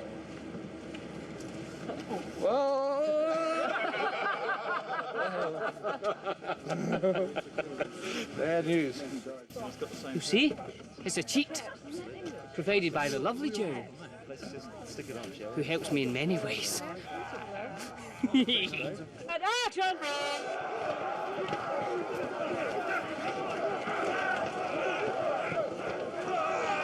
Being on our knees gives the orcs a bit of a chance, I suppose. I was doing it again, man. Remember? Because we're kind of hard, me and Mary. He's just stabbed the Witch King in the knee a couple of scenes before, which deadens his arm, which is why he's got his arm hurt. And in the shot we just done, an orc has also hit him in the shoulder, so boom, he's fallen down. And we think we're going to lose the battle. But do we? Oh, need to tune in to find out. Have it to you, you knave. And he falls down and then he dies. For the Black Gates and Mordor location, we need an area that's a bit like a desert, a sort of a large expanse of barren land with very little vegetation. Because it's a kind of arid, dead, desolate part of the landscape of Middle Earth, and there's very few places in New Zealand that actually have this sort of, because New Zealand's a very green country and quite mountainous, to actually find something flat with no vegetation is very difficult. And this area of the desert road, the Rangipo Desert it's called, is unfortunately the same area as the New Zealand Army do their live firing exercises. What I find funny is, out of all the places in this army zone, Peter chose the most dangerous place to shoot in, with the most live ammunition. One of those mortar bombs that they showed us the other day, buried underneath the sand right outside our truck. We could have died. All the lights would be all gone. But, you know, we're expendable, aren't we? Well, you are. The army had to do like 3 sweeps through this area, removing unexploded bombs and mines and mortar bombs and various things before they'd even allow us to come in and shoot. But they've been very good about cleaning it up for us, so we're able to come in. With all these horses around this sort of landscape, we should be shooting a spaghetti western at the weekends. What weekend? What weekend? Yeah, we don't have any weekend. That's right. Damn it, working too hard. Myself and my partner Tanya, we're not proud to say clock up a regular 100-hour working week as we have done for about 3.5 years. We've had a couple of days off since Christmas, about 4 months ago. So it certainly takes its toll. But fortunately, everything has its gains, and the product that we see in the rushes gives us the inspiration and the energy to keep going, so we'll tick on regardless. Let the Lord of the Black Land come forth! The free peoples of Middle Earth demand he come forth! He's basically dead. He's one of the living dead, I think that's what it is. The halflings release. Gondor and all its lands shall pay tribute to Mordor. I've never been so submerged in costume, makeup and masks, etc. as I have been in this. Go to this guy in the hotel. But underneath it all you can still perform, so anyway. There was no answer.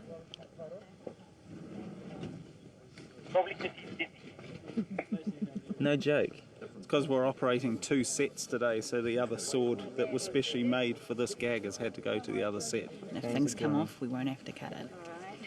Hopefully you will not cut this to us cutting it.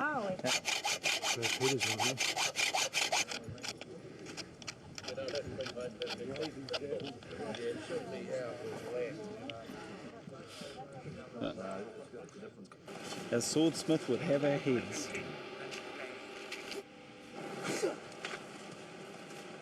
Next.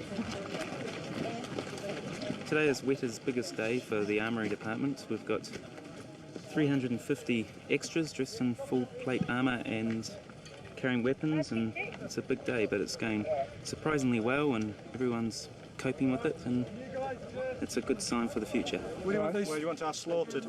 The Army's involvement here is we provide a number of extras to supplement the manning for the casting here, and also we provide a bit of land for the filming. Front pretty thin. Everyone else, slowly drift back. Cover the complete top of the crest. There's lots of standing, lots of energy involved, and yeah, they have been really tiring. A lot of the guys just go home and crash. They're not interested in playing afterwards. Pretty bloody boring.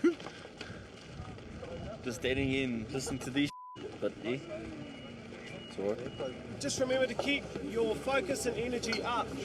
Rather do fighting scenes with the boys today than do it later on. We want to keep it the same, continuous, which is what continuity stands for. Hope we get paid. Do we get paid for this? Stand your ground, he says! We're looking up at him. Those are turning. I want you to see turning more. Start actually thinking more about it. These people have been hanging around for about 6 hours. They're going to call lunch now. Lunch is just behind you.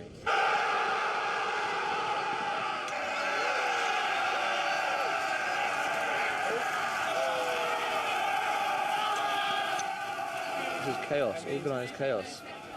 Doing battles is like you can rehearse something, but every time you do it, something changes, and the cameras are always in different places. So it's basically some form of chaos. Hoping people don't get hurt. Today, so far, so good. Only a couple gone down.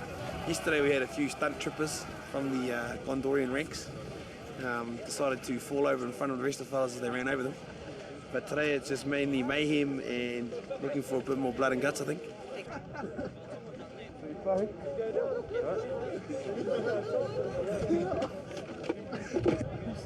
Glad you find it funny.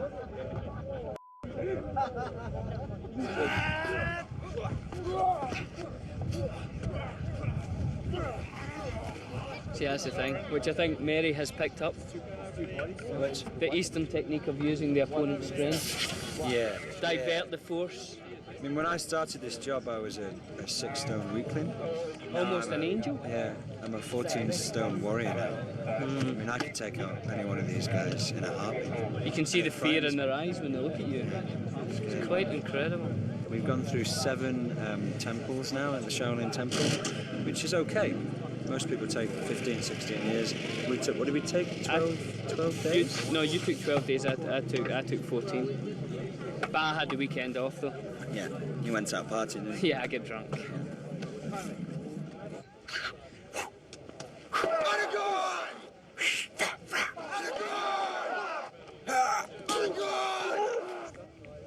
You're working with stuntmen who you don't want to injure, so you've got to be composed and controlled. And so that, you know, you want to get the moves in right. You want to sell it to the camera. You want it to be real, and you want to show the strength that the character has in that situation and the skill that he has. And you're trying to stay in the moment, and there's a lot of things that come into play in that situation.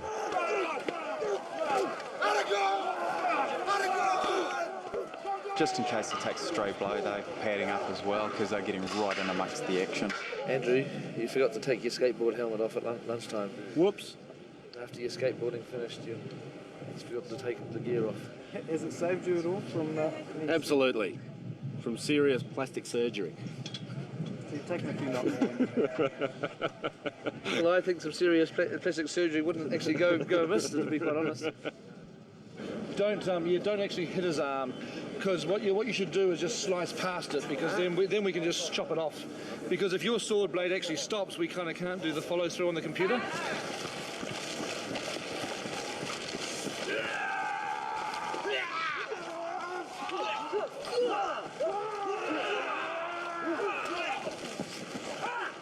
Bruises, owies, I've got owies. That is a shooting wrap though, thank you. I need a plaster.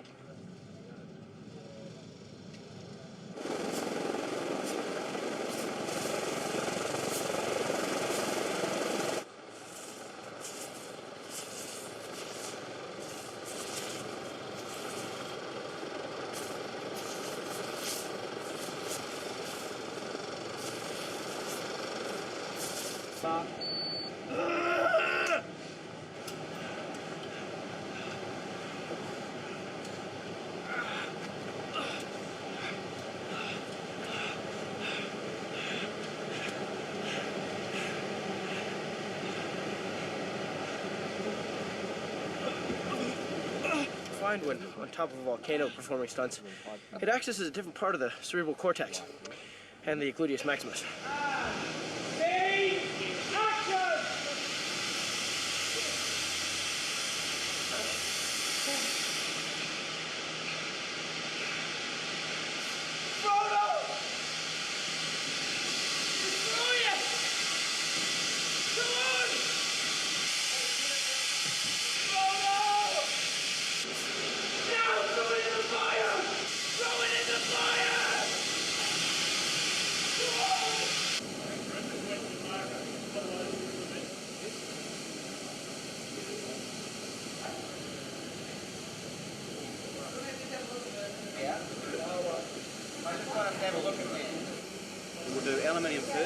and we'll only do one of them, and then we'll do one brass, and then we'll do one lead. We do a bit of scraping. Yeah. So we'll do the aluminium one first. Action. Now. Yes.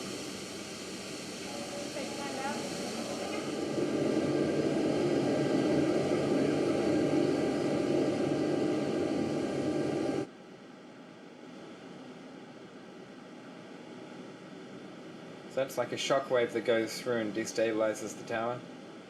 And as we pan back up, we pan back onto Sauron's Eye at the top, looking all mean and angry. Sauron's Eye goes nova and the tower begins to come apart. Now, in this test, there's only 100 moving pieces simulated and the tower is not being destroyed now, whereas in the final, all of this will be coming apart. It's a difficult one, whether to do an effect like this with miniatures or with CG. However, how far a piece of debris will go out of the tower sideways compared to how far it will go down, it creates an arc, and the shape of that arc will dictate the scale of the object. If things go out more, then the object that detonated was a smaller scale and shot at a higher speed. So, in order to make the arc look remotely believable, I think we figured we had to make a 6-story miniature. On top of that, we also have to make it out of a form of cookie dough in order to get it to crumble correctly. So that is one big biscuit.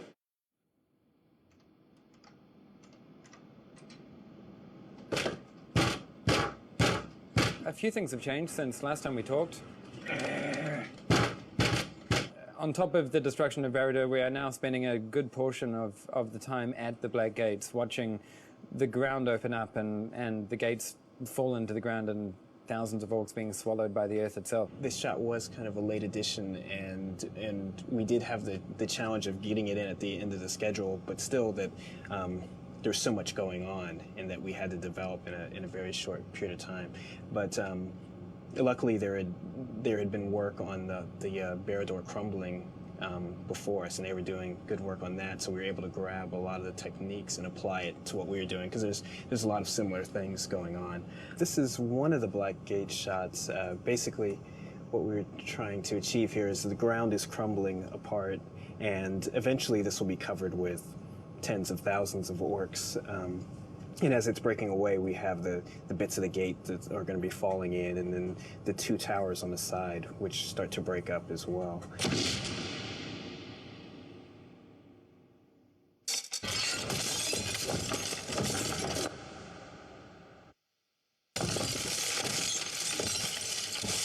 Our first version of this was a big stone crashing, big stone crumbling, and that sort of thing, because the tower is evidently made of possibly of obsidian or rock.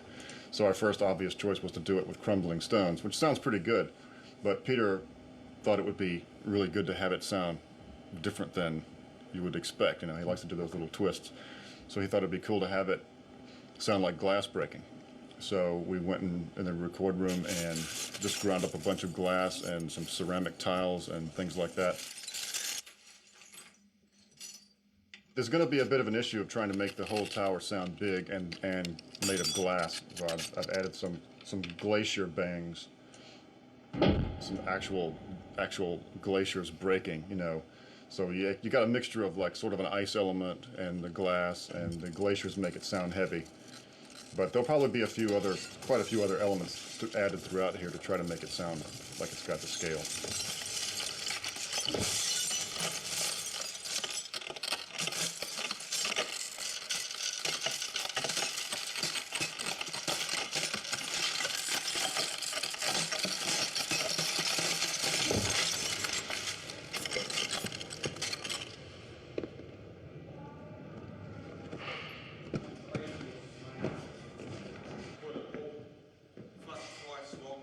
This dump tank we've built up on top here is for allowing the lava to run down the table, and when we pull the levers that allows the lava to flow. We built it ourselves. It's a great design because what it does, it's got a knife edge that cuts through the crust and separates the crust off the material underneath. So what we're able to do is dump the crust and recycle our material. Depending on what sort of crust action we want, we use different materials. Yeah. Some of it is stearic acid, some of it's lacquer.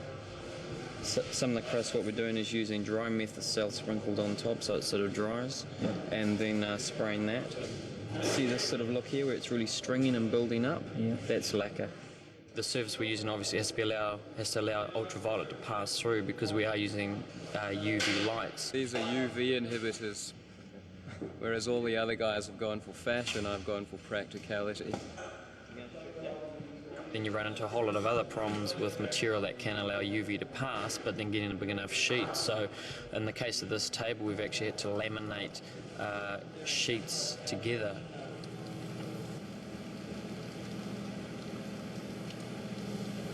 We've calculated there's about nearly 900 kilos, getting close to a ton of material on the table at any one time. You can imagine the clean-up time and the reset times between shots. Is everybody keen on a good hour and a half, maybe 2 hours overtime? I have a live! Oh, can you stop, guys? We just need to go and show you something from the camera. If you could just stay tensed up right there, don't do anything. Right. Yeah, look at this. Okay, so let's show we don't have a reference tape of this, so I just need to show you. Oh, the sun was out, wasn't it? But I think what we can do is now just have that, and then we'll cut to you now. And you'll say your line, and then he'll respond to your first line, then you'll say your second line as you step away. It is a coronation, so something celebratory. So I've done something. It's a new creation. It's called "Come Rain, Come Shine, Come Dancing." Oh, it's divine. It's divine. It's very funny. You have to make well, we haven't had anything camp in this entire movie yet. So. Spares? Oh, spares. Makeup. I'm quite liking myself. Well, why not? I'm sure Professor Tolkien would have approved.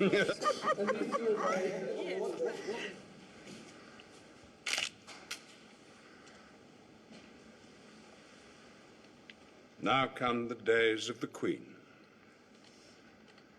May it be blessed. It's lovely.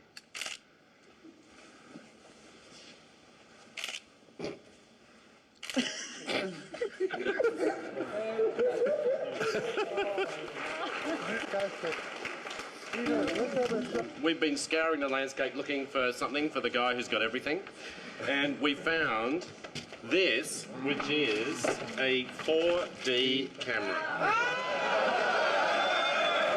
And Peter, if you would just like to step down here on the next step, I will take the first photograph. Please. Does it squirt water? No. Okay, you ready? Okay, and... Here we go.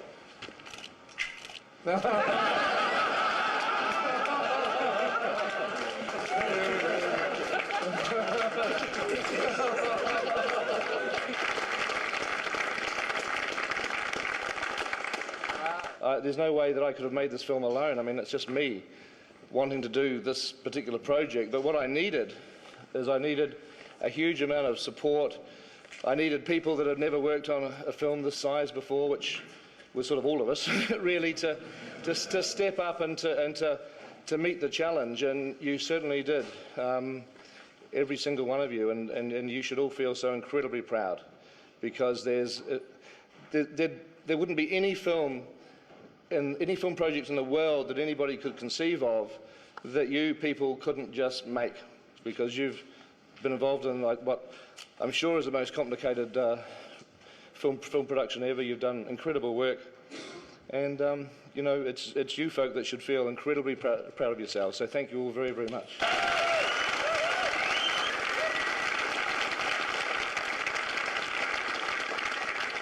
So If it's any consolation, this is the first time it snowed in Waiuru in April in 47 years. It's quite interesting, isn't it, the way that it's just drifting down like this. The good news is we're about to go out and finish the scene that we started to shoot in Te Anau last year. So we're finally going to be able to get that scene finished. So it will not be wasted day. Thank you. Follow me! Follow me!